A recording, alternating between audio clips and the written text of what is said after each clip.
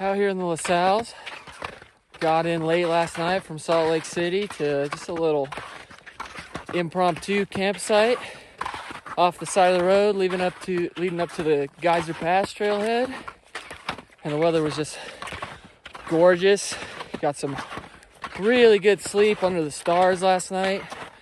And it was just a beautiful night followed by a beautiful morning. The snow out here is pretty frozen solid this morning, which is a good sign. Probably gonna have some really good corn today later on the south face. The snowpack out here in LaSalle's is historically deep and really good. I've never seen so much snow out here. It is freaking stacked, but we're stoked to be here, and Devin and I are gonna go for the south face, the start of Tukanibitz, and see how we feel after that. And so, my touring partner Devin and I continued our push to the summit of 12,400 foot Mount Tukanibitz.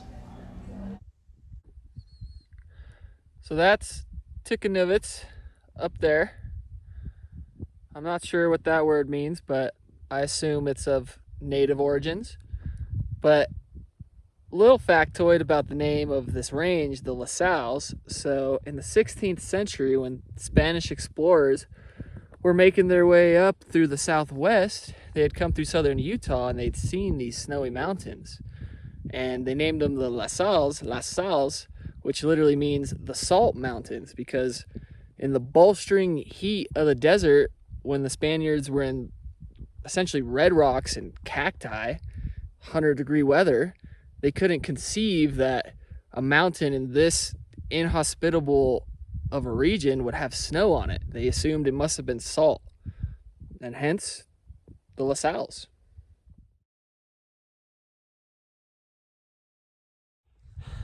Summit of Tuck. Then I dropped, skiing along a knife's edge ridgeline connecting Tukanibitz with its smaller sister mountain, Tuckno. I had to make sure to stay far enough to the left to avoid triggering any unintentional cornice falls with big, massive, lingering cornices on my skier's right as I descend.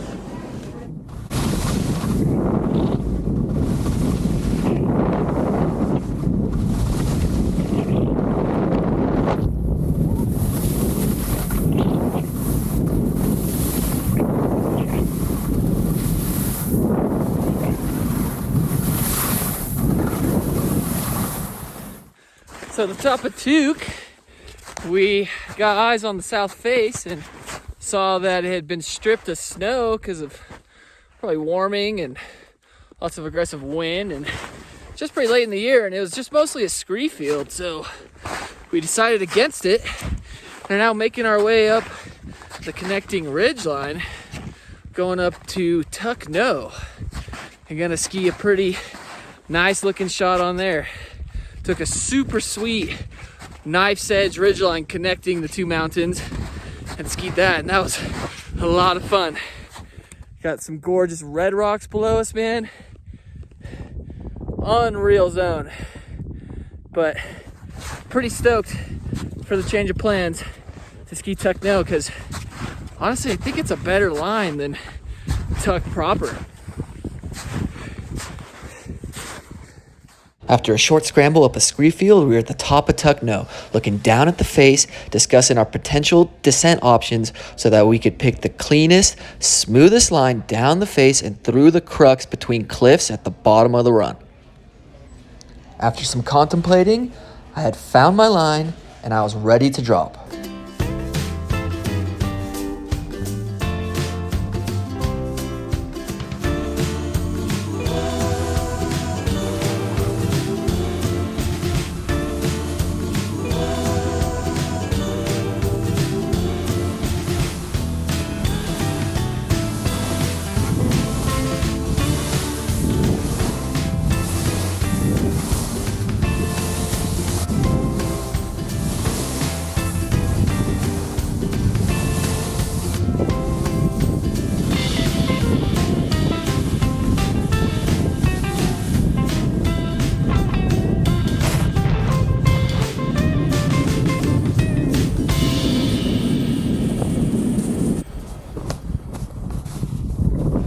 bottom of Tucknow's steep face, we hung out, relaxed for a minute, and then took a long, smooth corn run back down to the trail from which we had come and headed back to Salt Lake City.